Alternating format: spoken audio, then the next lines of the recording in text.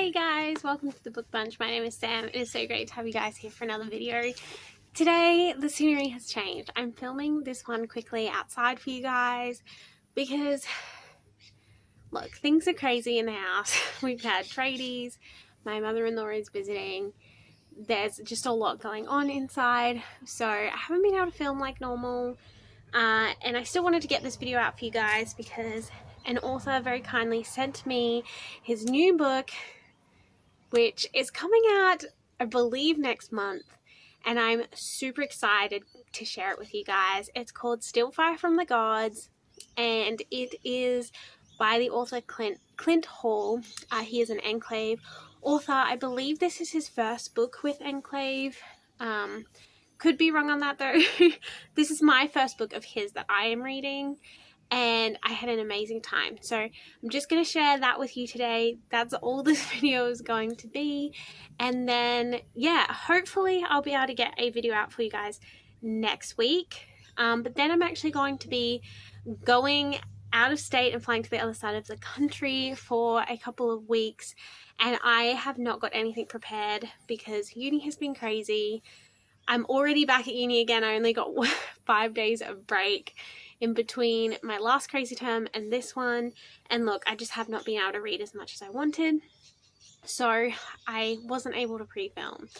And look, love you guys, but sometimes I also just need a break from reading, and I'm definitely in one of those periods where I just can't read as much as I used to or usually do, and yeah, that's okay too. So there will be more content from me. It just, you'll have to wait a couple of weeks, and that's fine. In the meantime, you can go check out some of my amazing booktuber friends, so go do that. But back to today's video. Clint Hall, Still Fire from the Gods. What is this amazing book about? I'm still unsure of how I want to rate it, whether I want to just give it a straight out 5 or if it is a 4.5 and I'm just being nitpicky, because the only issue I had with this is I feel like it's very similar to some fantasies I've read, and that's fine. Those fantasies I read were also amazing, so it's not that I didn't enjoy it, it's just that maybe me personally have read too many along that same vein, storytelling wise, and so it just doesn't seem as fresh as it could be if you haven't read it before. But this is actually a sci-fi take on this familiar trope for me, so that was kind of cool to see it done in a sci-fi way. But it is that typical, like, this guy is destined to fight back against the oppression or whatever he is facing, and turns out he's maybe not like the savior of the world, but like definitely a key player. He's got these special powers, he's more powerful than anyone else, all of that kind of thing, which is fine. And I kind of like the way Clint does it in the sense that he makes light of that, like he knows he's doing it deliberately, and the actual character is like, oh, so you're telling me I'm the chosen one, and like that kind of thing. So I do like that there is that voice of, yes, I know this is a bit cliche, but this is where we're going and I'm gonna have some fun with it. So that was cool. But basically this is about this guy.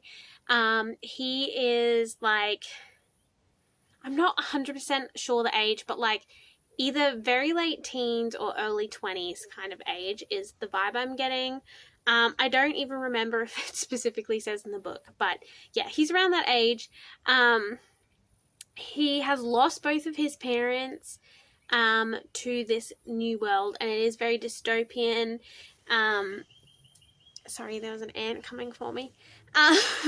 And it's very dystopian in the sense that like the world has recently, like in the last 10 years, has been taken over by these killer robots that the humans had created, and then the robots kind of clued on and did a whole iRobot and were like, you know what, in order to protect humanity we need to enslave humanity because we know better, and all the rest of it. So the robots have taken over, but the twist is that, and it's not a spoilery twist, it's just a twist on the trope, is that these robots have harnessed the powers of the elements. So like there's fire mages and water mages and earth mages and all of that kind of thing.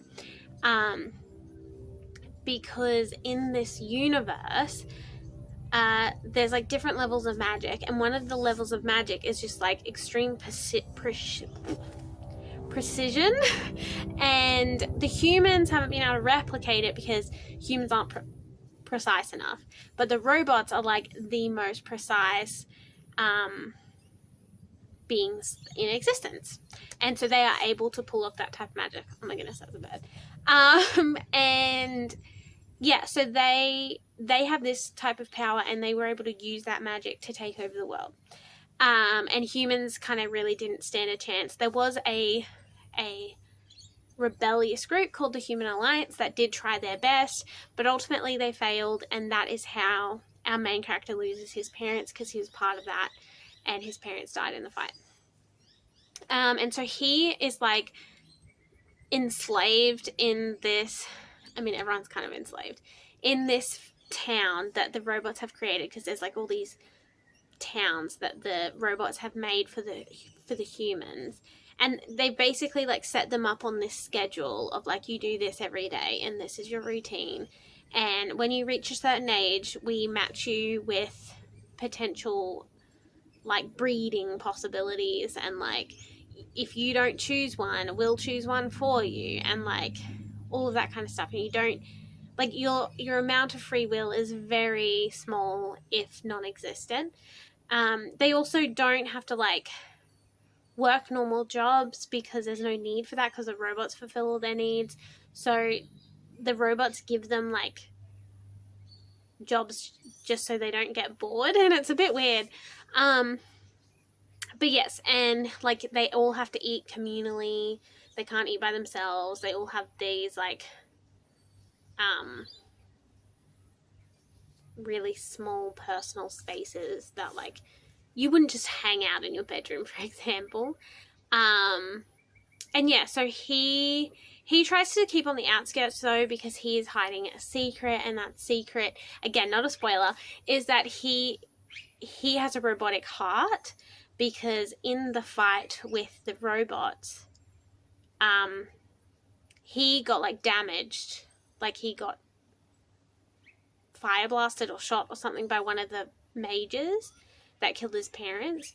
But instead of dying, for some reason they saved him, and they put a robotic heart in him.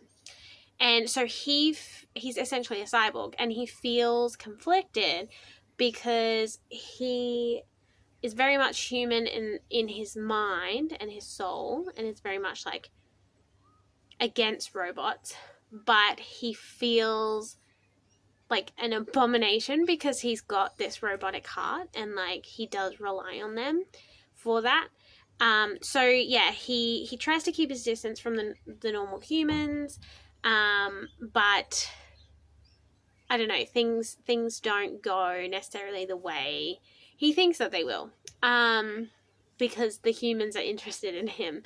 They don't know he's a cyborg, they just think he's another human like them, because his implant is very hidden, because cyborgs in this world are outcast and stuff like that. But anyway, he ends up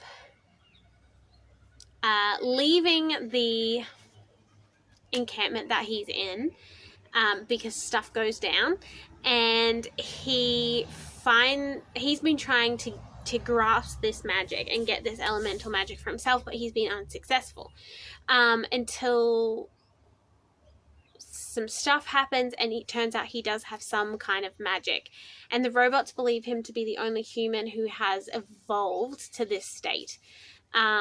And so they want to like do experiments on him and like monitor him and do all this stuff, because for some reason the robots kind of actually do want the humans to evolve to that level.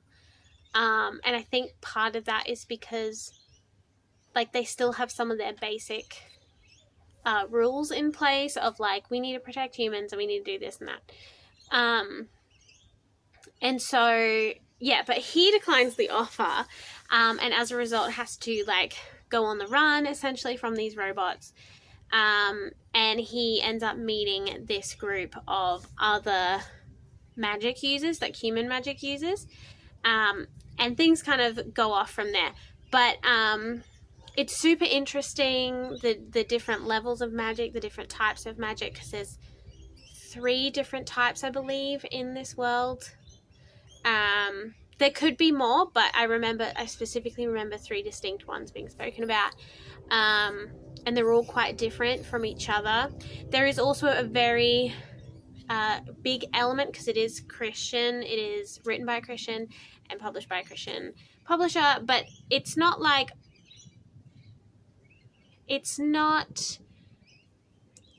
too overt, but like you can definitely tell there's Christian themes, and like there's definitely this good versus evil. There is a higher being.